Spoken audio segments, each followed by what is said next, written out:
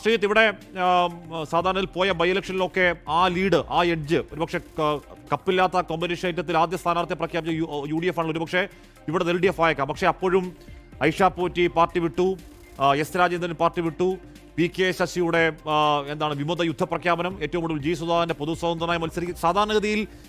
ഇതൊക്കെ സാധാരണഗതിയിൽ കണ്ടത് UDF-ലാണെങ്കിൽ ഇക്കുറി LDF-ൽ കണ്ടാണ്. ഏറ്റവും ഒടുവിൽ പൊന്നാനിയിൽ MK സഖ്യത്തിനെതിരെ ഫ്ലക്സ് വരെ കാണുന്നുണ്ട് ശ്രീജിത്ത്. അപ്പോൾ ഇതിനെയൊക്കെ അതിജീവിച്ചുകൊണ്ട് മറ്റാര് LDF അല്ലാതെ എന്ന പ്രചരണവാക്യം സാധ്യമാക്കി പിണറായി 3.0 വരാൻ കഴിയുമെന്നാണോ LDF ക്യാമ്പിന്റെ പ്രതീക്ഷ ശ്രീജിത്ത്?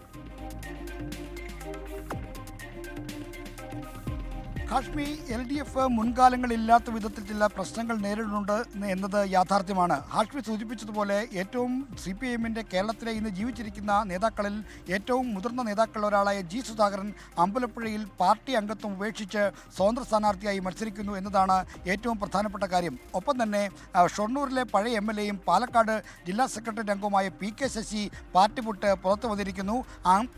ദേവികുളം MLA ആയിരുന്ന S രാജേന്ദ്രൻ CPIM വിട്ട് BJP-യിലേക്ക് പോയിരിക്കുന്നു. അങ്ങനെ ഐഷ പോറ്റി കൊട്ടാരക്കരയിൽ നേരത്തെ 3 ടൈം MLA ആയിരുന്ന ഐഷ പോറ്റി അവിടെ നിന്ന് പുറത്തേക്കിറങ്ങി UDF സ്ഥാനാർത്ഥിയായി മത്സരിക്കാൻ പോകുന്നു. ഇങ്ങനെ മുൻപൊരിക്കലും കേട്ടിട്ടില്ലാത്ത വിധത്തിലുള്ള അന്തഛിദ്രങ്ങൾ അല്ലെങ്കിൽ വിമതത്വം ഒക്കെ CPIM-നകത്ത് LDF-നകത്ത് ഇക്കുറി ശക്തമാണ്.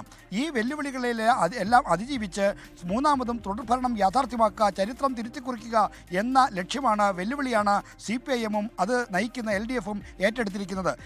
കുറഞ്ഞത് 100 സീറ്റിനപ്പുറത്തേക്ക് കടന്നുള്ള ഒരു വിജയം ഉണ്ടാകുമെന്ന പ്രതീക്ഷയിലാണ് പോകുന്നത്. മുഖ്യമന്ത്രി വെച്ചിരിക്കുന്ന ടാർഗറ്റ് തന്നെ 110 സീറ്റിൻ്റെതാണ്. മുഖ്യമന്ത്രി മന്ത്രിമാരടക്കം ഉള്ള ആളുകളെ വിളിച്ചാണ് 110 സീറ്റിൻ്റെ ടാർഗറ്റ് അവതരിപ്പിച്ചിരിക്കുന്നത്. അത്തരത്തിൽ സിറ്റിംഗ് MLA-മാരെ ഏതാണ്ടും ബഹുഭൂരിപക്ഷത്തെയും രംഗത്തിറക്കിക്കൊണ്ടുള്ള ഒരു മത്സരത്തിലാണ് CPIM തയ്യാറെടുക്കുന്നത്. അതായത് സിറ്റിംഗ് MLA-മാരെ മത്സരിപ്പിക്കാൻ കാരണം അവർക്ക് മണ്ഡലത്തിലുള്ള ബന്ധങ്ങൾ വോട്ടായി മാറുകയും അവർ ഏതാണ്ട് ജയിച്ചു വരികയും ചെയ്യുമെന്നാണ്.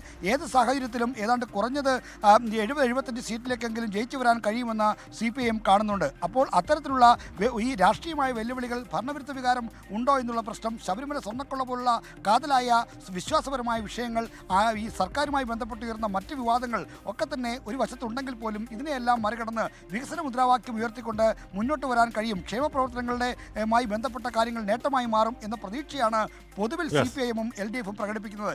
എങ്കിൽ പോലും ഈ മൂന്നാം തവണയും ഭരണം എന്ന് പറയുമ്പോൾ പാർട്ടിക്കകത്ത് തന്നെ അക്കാര്യത്തിൽ ചില സംശയങ്ങൾ പ്രകടിപ്പിക്കുന്നവരുണ്ട്. അതുകൊണ്ട് തന്നെ എന്താവും ഫലമെന്ന് കാത്തിരുന്ന് തന്നെ കാണേണ്ടി വരും. ലോകത്തെവിടെയായാലും ഏത് സമയത്തും 24 വാർത്തകളും ഓഗ്മെന്റഡ് റിയാലിറ്റി പാക്കേജുകളും എക്സ്പ്ലെയിനറുകളും വിശദമായി കാണാൻ ഞങ്ങളുടെ YouTube ചാനൽ നിങ്ങൾക്ക് സബ്സ്ക്രൈബ് ചെയ്യാം.